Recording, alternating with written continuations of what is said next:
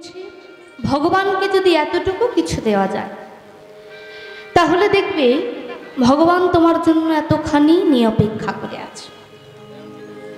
ভগবানকে যদি এতটুকু ভালোবাসা যায় তাহলে দেখবে ভগবান তোমার জন্য এতখানি ভালোবাসা নিয়ে অপেক্ষা করে আছে। আমরা শুধু ভগবানের দুয়ারে চাইতেই শিখেছি, ভগবানের দুয়ারে আঁচল পেতেই আছি, ঠাকুর দাও দাও দাও দাও।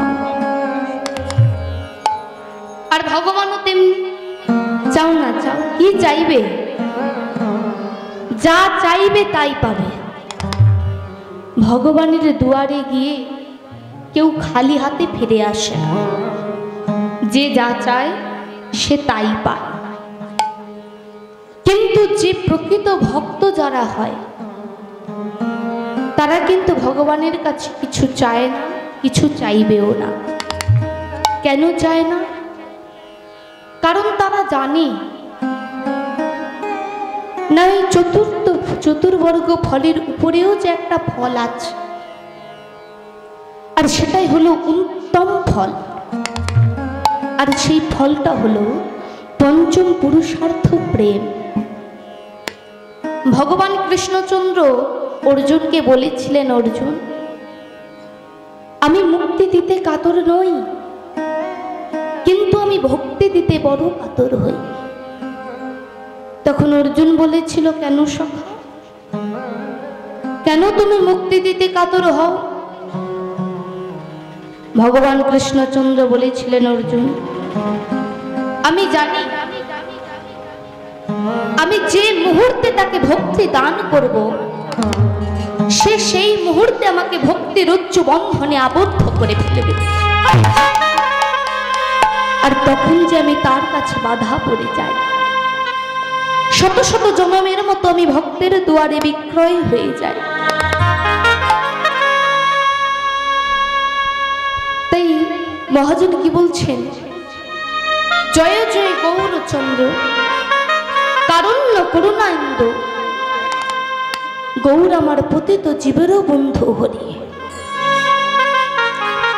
বলছে জয় জয় গৌরচন্দ্র, ভালো করে লক্ষ্য করুন। বললেন আকাশেও চাঁদ আছে আর আমারও গোরা চাঁদ।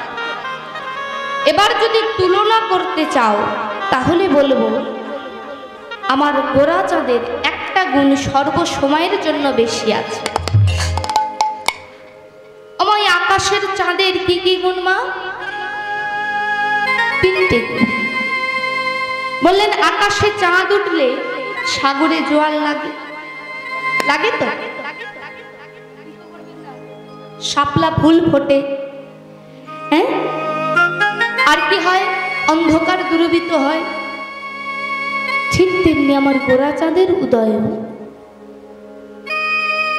শাপলা ফুল ফুটলো, সাগরে জোয়ারও লাগলো, আবার অন্ধকারও দূরীভূত হলো। কিন্তু ওই আকাশে চাঁদ উঠলে যে শাপলা ফুল ফোটে সেই শাপলা ফুল কি কেউ খায় মা? ফুলটা কেউ খাও? খাও না। কোনো দেবদেবীর পূজা লাগে? লাগে না। তাহলে সেই শাপলা ফুল কিন্তু কেউ খায়ও না, কোনো দেবদেবীর পূজাতেও লাগে না। কিন্তু আমার গোরা চাঁদের উদয়ে যে শাপলা ফুল ফুটলো সেই শাপলা ফুল কিন্তু এই জগতের মাঝে অগ্রাধিকার পেল। শাপলা ফুল সমতুল্য আমার গৌর হরি জগাই মাধাইকে উদ্ধার করলেন। শাপলা ফুল সমতুল্য আমার গৌর হরি চপল গোপালকে উদ্ধার করলেন। গেল একটি গুণ। বললেন আকাশে চাঁদ উঠলে সাগরে জোয়ার লাগে। ঠিক ওই আকাশে চাঁদ উঠলে এই বাস্তব নদীতে হয়তো সেই চাঁদ জোয়ার লাগাতে পারলেও কিন্তু এই যে ভক্ত বৈষ্ণবের রস সাগরে যিনি জোয়ার লাগিয়ে দিলেন তিনি হলেন আমার গৌরাঙ্গ চাঁদ।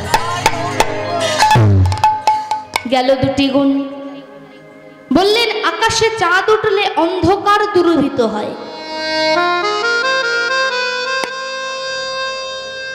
হ্যাঁ, ওই এই আকাশের চাঁদ হয়তো এই বহির্জগতের অন্ধকারকে নাশ করতে পারে বটে, কিন্তু বৈষ্ণবগণ সিদ্ধান্ত করলেন জীবের এই যে চিত্ত গুহার অন্ধকার, এই চিত্ত গুহার অন্ধকারকে যিনি নাশ করলেন তিনি হলেন আমার গৌরাঙ্গ চাঁদ। শুধু এই চিত্ত গুহার অন্ধকারকে নাশই করলেন না, এই অন্ধকারকে নাশ করে সাক্ষাৎ করিয়ে দিলেন তাদের সঙ্গে। শ্রীমদ্ ভগবত গীতায় কৃষ্ণদাস কবিরাজ গোস্বামী পাদ কলম দিলেন, দুই ভাই হৃদয়ের খালি অন্ধকার, দুই ভগবত সঙ্গে প্রভু আমার করান সাক্ষাৎকার। এক ভগবত বড় ভাগ সে হলো শাস্ত্র, আর এক ভগবত ভক্তের ভক্তি রসপাত্র। ভক্তির সহিত যারা ভগবতীয় কথা শোনে, ভক্তির সহিত যারা ভগবতীয় কথা বলে, ভক্তির সহিত যারা ভগবতীয় কথাকে আস্বাদন করে, তারা হলো বড় ভগবত। একবার তাই গৌর হরি বল। গেল তিনটি গুণ। বললেন আচ্ছা মা, ওই যে আকাশের চাঁদ সেটা কি সবসময় একই রকম দেখা যায় মা? এক দেখায় কি? একটু কথা বলতে হবে, কিন্তু কথা না বললে ভালো লাগে না। না, তাহলে কখনো অর্ধচন্দ্র, কখনো পূর্ণচন্দ্র। আবার এমন একটি রাত্রি আছে যে রাত্রিতে ওই আকাশের চাঁদকে দেখাই যায় না। সেটা কোন রাত্রি মা? এদিকে জানো মা কোন রাত্রি? অমাবস্যা রাত্রি। কিন্তু আমার গৌর হরি, আমার গৌরাঙ্গ চাঁদ, সে কি করে মা? সে যে উদিত দিনহি রাতিয়া, সে যে উদিত দিনহি রাতিয়া, দিন রজনী সমান থাকে, দিন রজনী সমান করে, দিন রজনী সমান থাকে, রজনী সমান করে, সে যে ষোলো কলা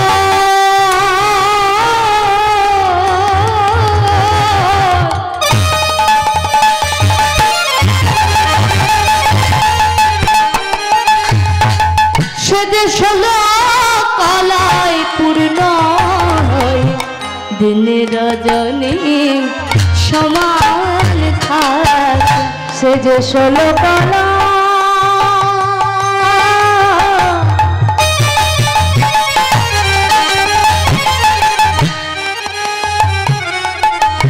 পূর্ণ করে দিন রজনী সমান করে, সে যে 16 কলা।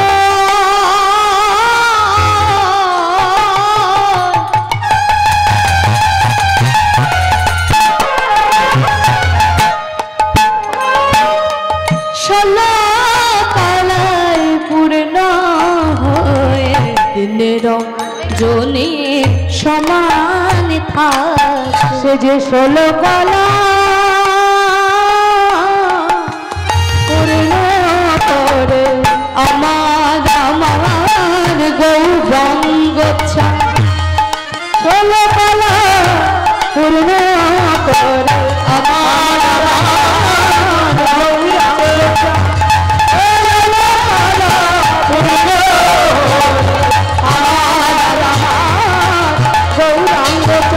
16 কলা পূর্ণ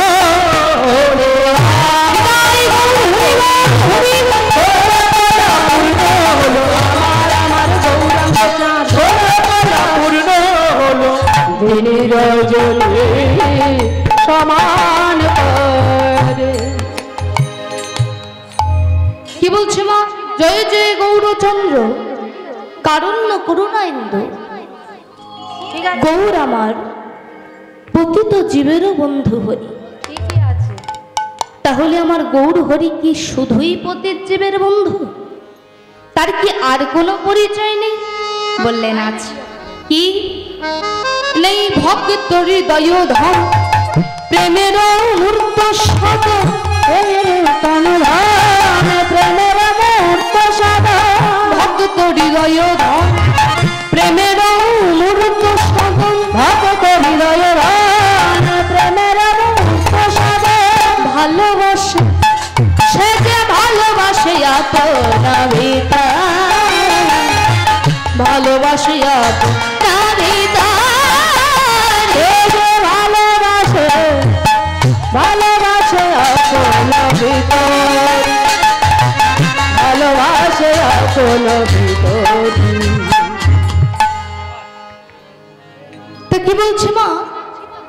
ঠিক আছে ঠিক আছে। আমরা জানি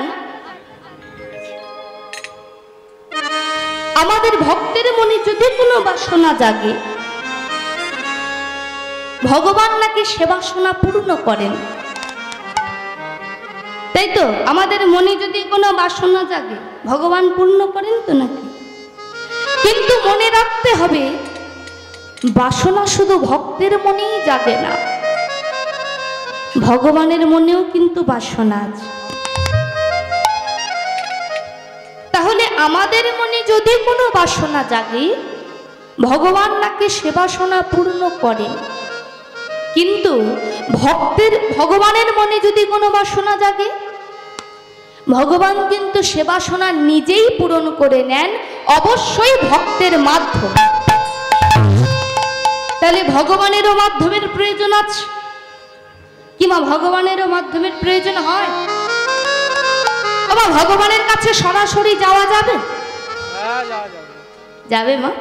যাবে না। তাহলে তার জন্য কিন্তু একটা মাধ্যমের প্রয়োজন হয়। সে মাধ্যমটা কি? গুরু কৃপাহি কেবলম। সৎ গুরুর চরণে আশ্রয় নিতে হবে। তাই মা আজ তেমনই এক ভক্তের মনে বাসনা জেগেছে, লোভ নয়, লালসা নয়, কামনা নয়, বাসনা জেগেছে। কি বাসনা জেগেছে? না এই ভক্তের জাগিছিল গোপালের দিতে, ভক্তের জাগিছিল গোপালের দিতে, ভক্তের জাগিছিল গোপালের দিতে, ভক্তের জাগিছিল গোপালের দিতে, নিজে করি সে যে নিজে করি ফিরে গেলে আশা, নিজে করি ফিরে গেলে আশা, সে যে নিজে করি ফিরে গেলে আশা, নিজে করি ফিরে গেলে আশা। এ কেমন লোক মা? এ কেমন লোক? বলছে ভক্তের জাগি ছিল গোপালের দিতে ভোগ, মানে ভগবানকে সেবা দেবে কিন্তু নিজে করি ক্ষীরেরও আশা, মানে নিজে সেই ভোগটা আগে চেখে দেখবে তবে ভগবানকে দেবে। এমন করে কখনো সেবা দিয়েছেন মা? নিজে চেখে তারপর ভগবানকে সেবা দিচ্ছে। আমরা কি বলি? না না এ তো হয়ে যাবে। দেখুন ভক্ত কাকে বলে। শ্রীমান মহাপ্রভু বললেন যদি পারো প্রকৃত ভক্ত হয়েও কিন্তু ভক্ত সেজো না। তাই কি বলছি? আজ ভক্তের মনে বাসনা জেগেছে নিজে ক্ষীর আগে সেবা করবে তবে ভগবানকে দেবে। তাই কি বলছে? ওগো নিজে করি ক্ষীরে গইয়া আশা, ওগো নিজে করি ক্ষীরে আশা। আর ভগবান কি করেন? সে তো ভক্তবাঞ্ছা পূর্ণকারী, ভক্তের মনোবাসনা পূর্ণ করবার জন্য তিনি সব সময় এগিয়ে আছেন। তাই ভগবান আমার কি করলেন?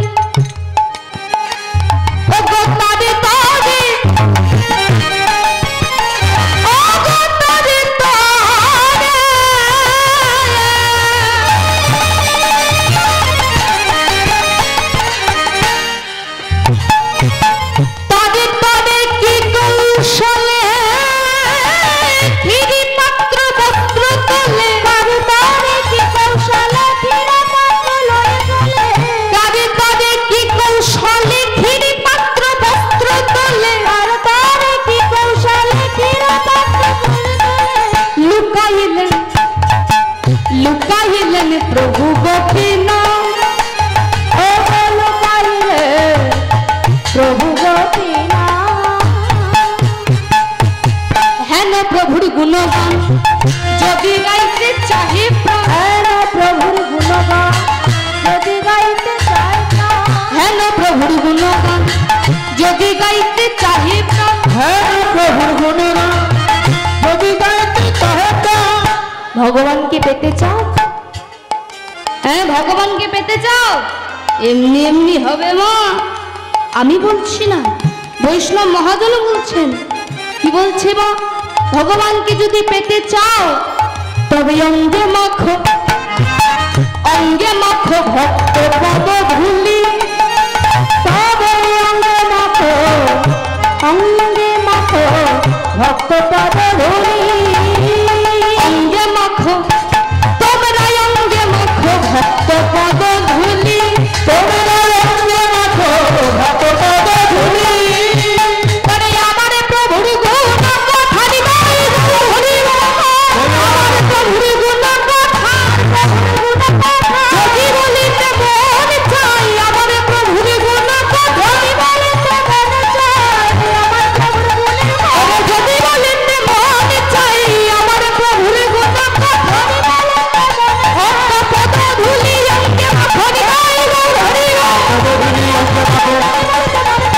ধুলি অঙ্গে মাখো যদি বলিতে মন চায় ধুলি অঙ্গে মাখো যদি বলিতে মন চায় আমার প্রভুর গুণ কথাই আমার প্রভুর অঙ্গে মাখো তোমরা অঙ্গে মাখো ভক্ত পদ ধুলি, ভক্ত পদ অঙ্গে মাখো ভক্ত পদ ধুলি। এতক্ষণ আমরা গৌরচন্দ্রিকা আস্বাদন করছিলাম, কারণ যে কোনো লীলা আস্বাদন করার আগে গৌরচন্দ্রিকা আস্বাদন করতে হয়। তাই এতক্ষণ আমরা গৌরচন্দ্রিকা আস্বাদন করলাম। এবার আমরা লীলার মূল পর্বে প্রবেশ করব। তো লীলার মূল পর্বে প্রবেশ করব, তা চলুন মূল পর্বে প্রবেশ করার আগে একটু গৌর হরির নাম নিয়ে তারপর লীলার মধ্যে প্রবেশ করি, কেমন? একটু সবাই মিলে হাতটা তুলুন দেখি মা। বাহ, এবার কারা কারা গৌরকে ভালোবাসেন না একটু উলুধ্বনি দিন।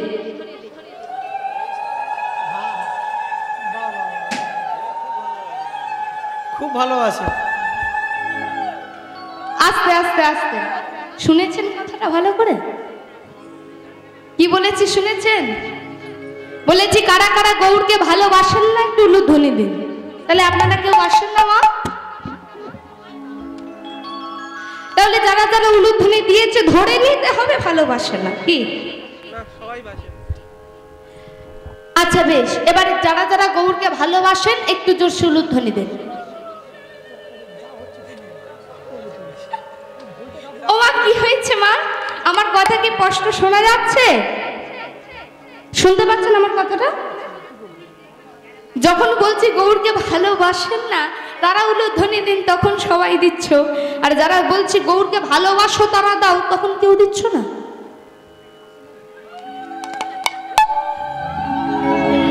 বেশ, ও গো সুরধ্বনির কিনারায় সোনার নপুর দিয়া পায় নাচে না গরি গো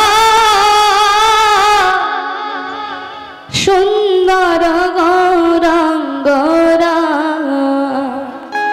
সবাই মিলে হাতটা তুলে একটু তালে তালে চাইবো। ও গো সুরধ্বনির কিনারায় সোনার নপুর দিয়া পায় নাচে না গরি গো সুন্দর গৌরাঙ্গরা। ও গো সুরধ্বনির কিনারায় সোনার নপুর দিয়া পায় নাচে না গরি গো সুন্দর গৌরাঙ্গরা। কৃপা সুন্দর সুন্দর তিলক সুন্দর খান আবার সুন্দর খান নামাবলী রায় না গরি গো সুন্দর গৌরাঙ্গরা। সুরধ্বনির কিনারায় সোনার নপুর দিয়া পায় নাচে না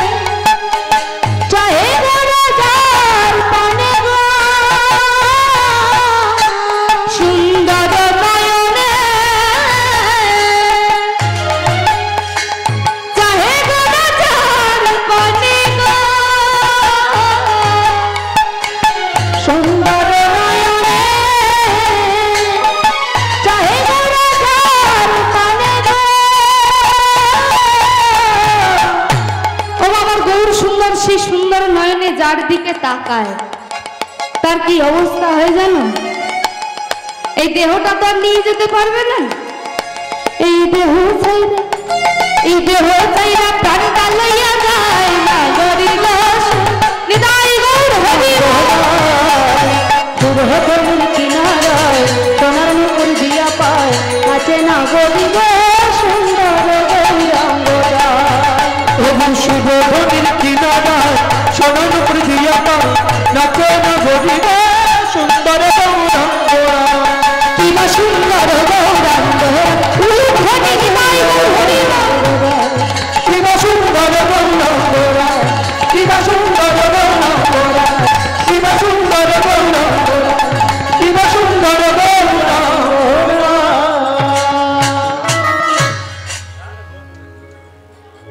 গৌর সুন্দর কি শ্রী চৈতন্য মহাপ্রভু কি। বাহ, এদিক থেকে দিল ওদিকে কেউ দিল না।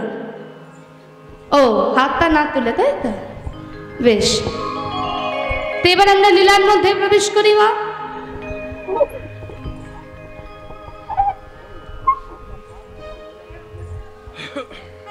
আমরা জানি আগে ভক্ত পিছনে ভগবান, তাই তো? ভক্তকে বাদ দিয়ে কখনো ভগবানকে জানা যায় না, জানা যাবে না। তবে এখানে প্রশ্ন আসতেই পারে, কেন আগে ভক্ত পিছনে ভগবান কেন? আমরা কথায় কি বলি? ভক্তাধীন ভগবান। তাহলে কথাটা কি দাঁড়ালো? ভক্তের অধীন ভগবান, ভগবানের অধীন কিন্তু ভক্ত নয়। তাহলে কেন ভক্তের অধীন ভগবান?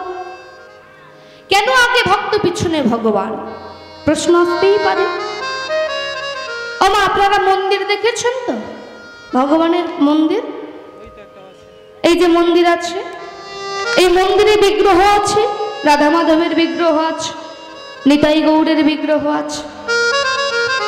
কিন্তু আগে তো জানতে হবে যে বিগ্রহটা এনে বসালো কে। তাহলে ভক্ত, তাহলে ভক্ত যদি না থাকতো ভগবানকে জানতো কে? তোমা শ্রী চৈতন্য মহাপ্রভু তিনি সন্ন্যাস ধর্ম গ্রহণের পর যখন নীলাচলে গেলেন, নীলাচল থেকেই যখন মহাপ্রভু যখন সন্ন্যাস ধর্ম গ্রহণ করবার পর যখন তীর্থে তীর্থে ঘুরছেন, মহাপ্রভু আমার সকল ভক্তদেরকে নিষেধ করে দিলেন যে তোমরা কিন্তু আমার সঙ্গে কেউ যাবে না। কিন্তু সে নিষেধার কে শোনে? মা ভক্তগণ বলছে, প্রভু তুমি এতদিন যা বলেছ আমরা তাই করেছি, যা বলেছ তাই শুনেছি। কিন্তু দয়াময়, আজ তুমি আমাদের যতই নিষেধ করো না কেন তোমার সঙ্গে না যাবার জন্য, আমরা কিন্তু তোমার সঙ্গে যাবই। কেন জানো দয়াময়? কারণ আমরা তোমাকে ছেড়ে থাকতে পারবো না। তাই মহাপ্রভু আমার চলেছেন ভক্তগণকে সঙ্গে নিয়ে। কেমন ভাবে? অগো পণ্ডিত জগদানন্দ নিত্যানন্দ রায়, পণ্ডিত জগদানন্দ নিত্যানন্দ রায়, পণ্ডিত জগদানন্দ নিত্যানন্দ রায়, পণ্ডিত জগদানন্দ নিত্যানন্দ রায়।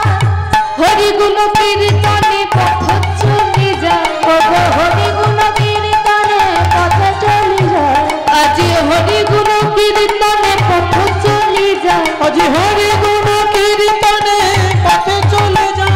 বলো হরি বলো হরি হরি হৃদয় বলো হরি হরি বল হরি বল, হরি বলো হরি বল, হরি গুণ কীর্তনে পথ চলে যায়, হরি গুণ কীর্তনে পথ চলে যায়, হরি গুণ কীর্তনে পথে চলে যায়।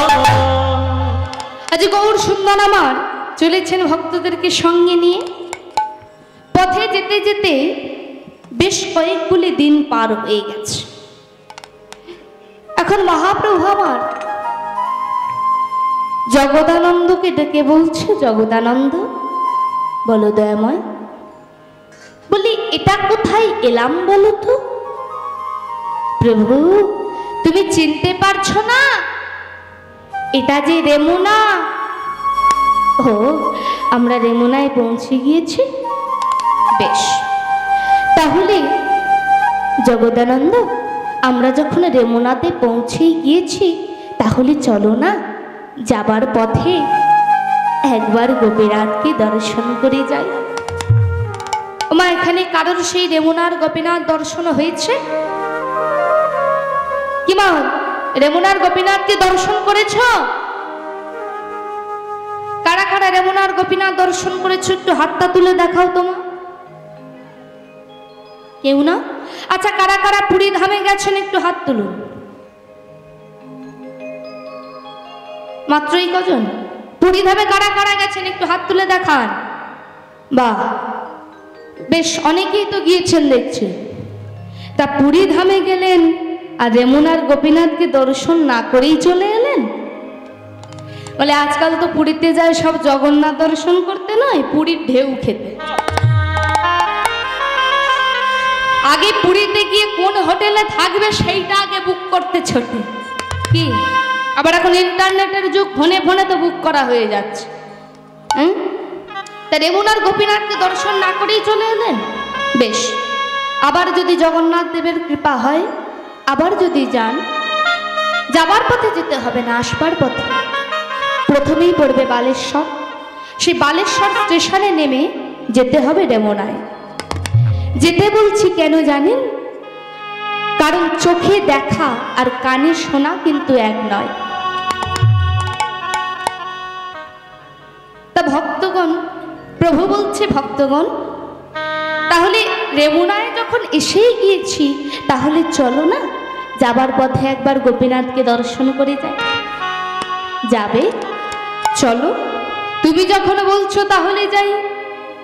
মহাপ্রভু আমার ভক্তদেরকে সঙ্গে নিয়ে রেমুনার গোপীনাথের সম্মুখে দাঁড়িয়েছে। মহাপ্রভু আমার প্রথমে দাঁড়িয়েছে, ভক্তরা সব পশ্চাতে দাঁড়িয়েছে।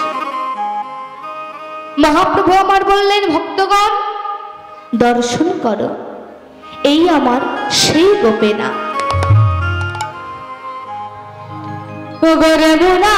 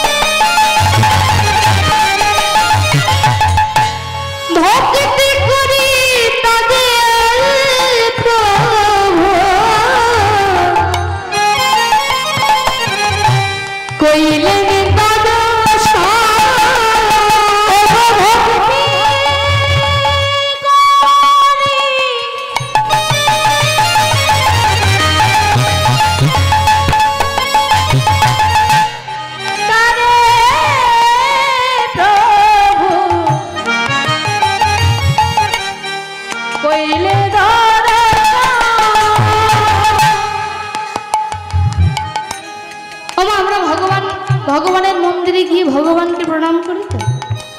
কি করে প্রণাম করি মা একটু দেখান, কি করে প্রণাম করি?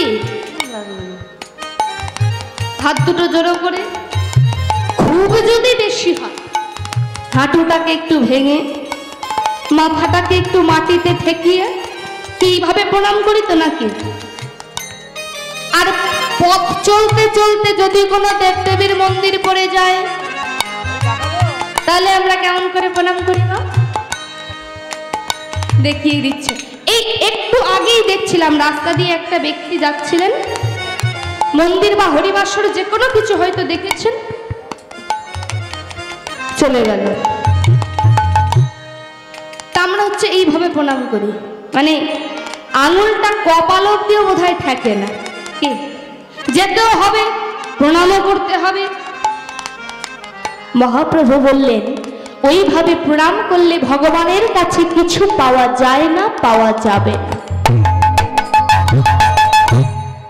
তাই প্রভু আবার কি করলেন, গোপীনাথের মন্দিরের মধ্যে প্রবেশ করে একেবারে সাষ্টাঙ্গ, আর যেই না প্রণাম করেছে, দরজায় যত ভক্তগণ দাঁড়িয়েছিল তারা সকলে উচ্চস্বরে উলুধ্বনি হরধ্বনি করে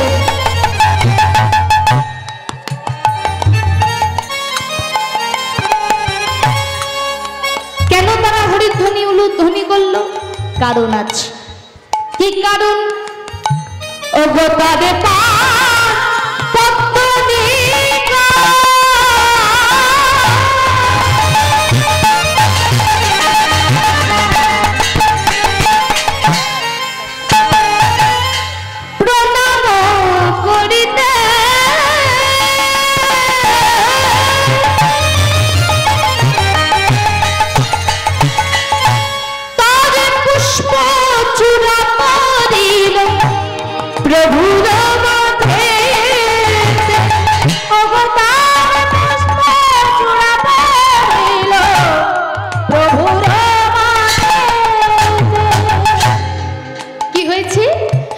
মহাপ্রভু ষষ্ঠাঙ্গে প্রণাম করেছে, গোপীনাথের মস্তকে যে ফুলের চূড়াটি বাঁধা ছিল, তখন সঙ্গে সঙ্গে সেই ফুলের চূড়াটি মহাপ্রভুর মাথায় এসে পড়েছে। এবারে চূড়া পাইয়া প্রভু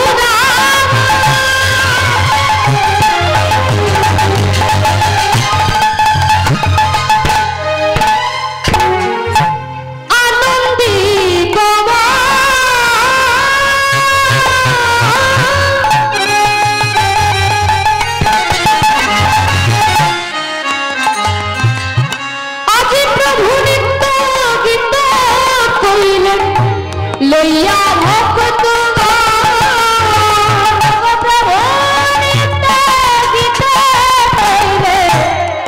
লইয়া ভক্ত বলে জয় জয় গোপীনাথ,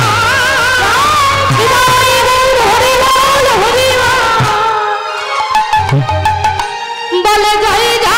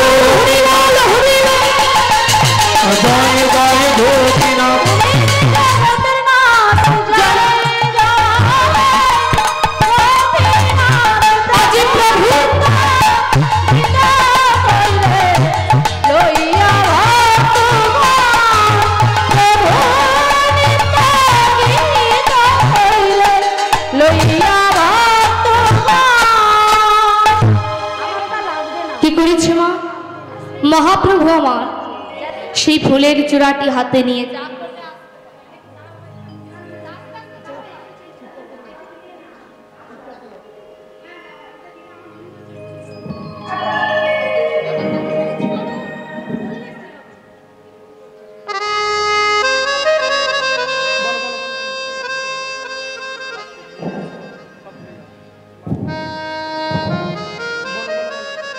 মহাপ্রভু কি করেছে, সেই ফুলের চূড়াটি হাতে নিয়ে মন্দিরের বাইরে বেরিয়েছে।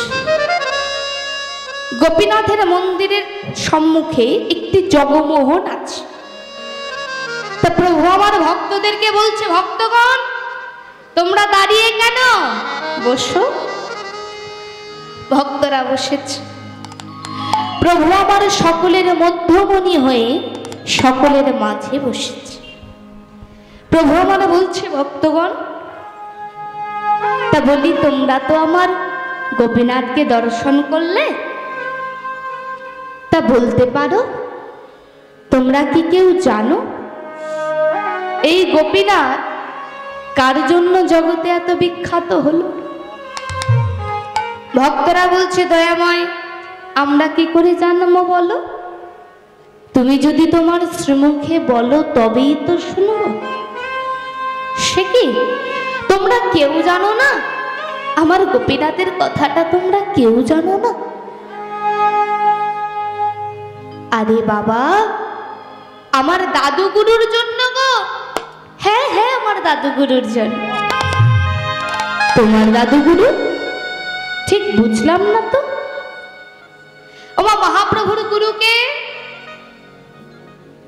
মহাপ্রভুর গুরুকে কেউ জানেন? ঈশ্বরপুরী। ঈশ্বরপুরীর গুরুদেব হলো মাধবেন্দ্র গুরু। তাহলে গুরুর গুরু, তাই মহাপ্রভু বলছেন দাদু গুরু। তবে শুনবে আমার সেই দাদু গুরুর কথা? বেশ, বলো দয়াময়। এই প্রভু বলতে আরম্ভ করলেন তার শ্রীমুখে ভক্তগণের সঙ্গে। প্রথমেই বলি, মাধবেন্দ্রপুরীর জন্মস্থানটি হল শ্রীহট্ট জেলার পূর্ণিয়া পাট গ্রামে। এই পুরী গোসাই অনেক তীর্থ ঘুরে ঘুরে অবশেষে বৃন্দাবনের মাটিতে এসে দাঁড়িয়েছেন। এই মাধবেন্দ্রপুরের কিন্তু দুটি স্বভাব ছিল। কি না, প্রথম স্বভাব, তিনি অহর্নিশি কৃষ্ণ নাম করেন। আর দ্বিতীয় স্বভাবটি কি, তিনি অযাচক বৃত্তি গ্রহণ করেছিলেন। অযাচক বৃত্তি বলি কাকে? কারোর কাছে যেচে সেধে কিছু পান না। যদি তাকে কেউ যেচে কিংবা সেধে কিছু দেন তবেই তিনি পান, নতুবা সেই দিনটা তার উপবাসেই কেটে যায়। আর কি বলছে? অহর্নিশি কৃষ্ণ নাম করে। অহর্নিশি কথার অর্থ কি? দিন রাত্রি। তাহলে মা, তাহলে কি তিনি ঘুমান না? বলছে দিন ও রাত্রি। আমরা জানি মানুষ জেগে থাকলে তার নাম করা সম্ভব, কিন্তু যদি কেউ ঘুমিয়ে থাকে তারও কি কৃষ্ণ নাম সম্ভব? কৃষ্ণ নাম করা কি যায়? কেউ ঘুমিয়ে থাকলে করা যায় না? মহাজন বললেন, হ্যাঁ করা যায়, তবে সকলের হয় না। যারা প্রকৃত মহন্ত, যারা প্রকৃত বৈষ্ণব, তারা এই কৃষ্ণ নামকে এমন ভাবে অভ্যাস করে যে তাদের জিহ্বাটা সর্বসময়ের জন্য lock lock lock lock lock করে নড়তে থাকে, ওটা কখনো থামে না। তাই শাস্ত্রকার বললেন, তুণ্ডে তুণ্ডা বিনিরতিং বিতনাত তুণ্ডা বলি লজ্জয়। ঘুমিয়ে থাকলেও কৃষ্ণ নাম করেন, জেগে থাকলেও কৃষ্ণ নাম করেন। এটা হলো তার দ্বিতীয় স্বভাব। তাহলে এই দুটো স্বভাব পুরী গোসাই। এখন পুরী গোসাই অনেক তীর্থ ঘুরে ঘুরে বৃন্দাবনে এসেছে।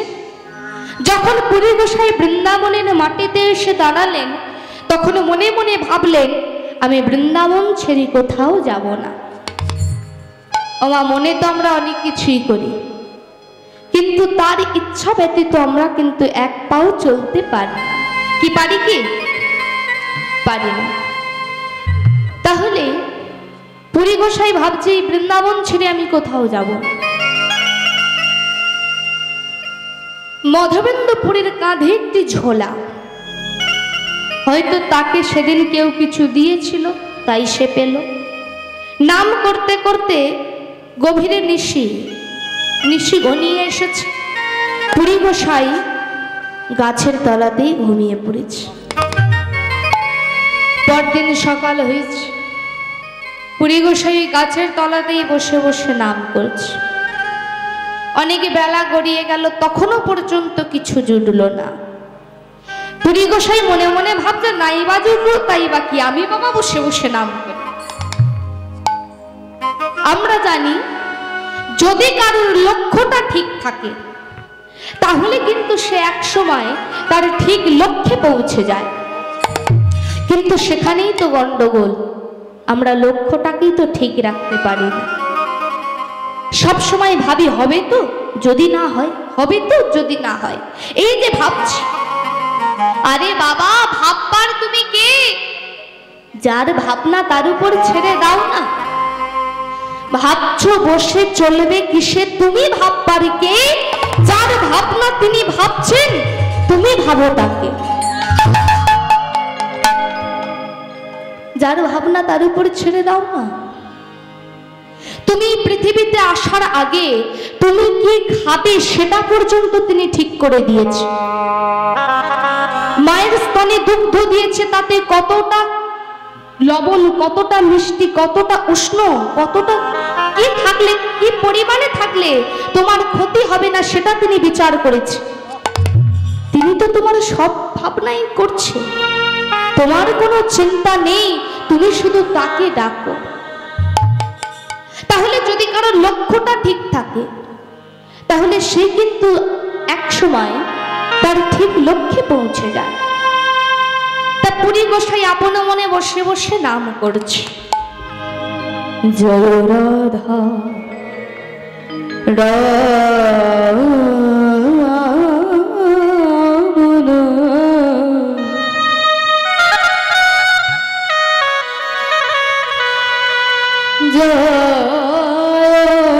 কুঞ্জ বিহারী, জয় রাধা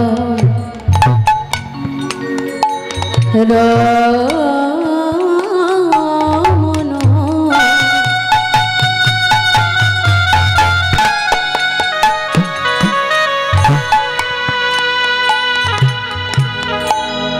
জয়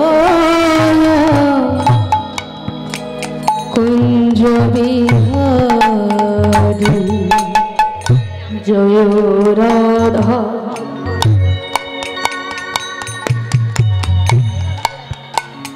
রমণ,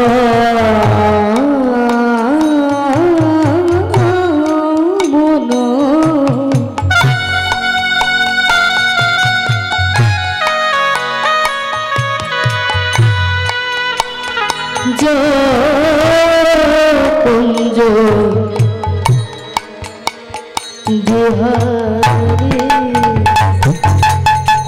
জয় রাধা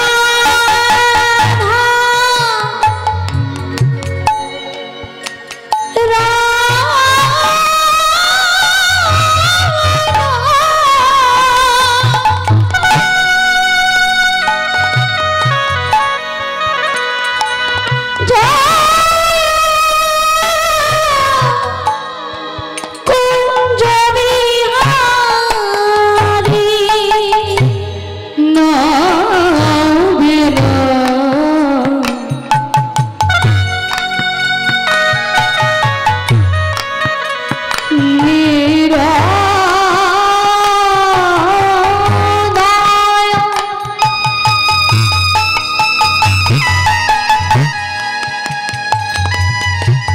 জয়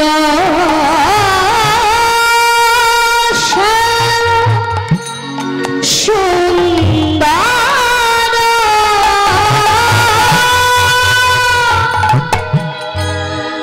মদন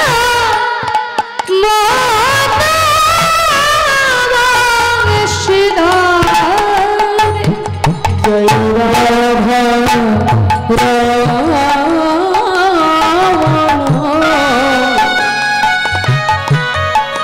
জয়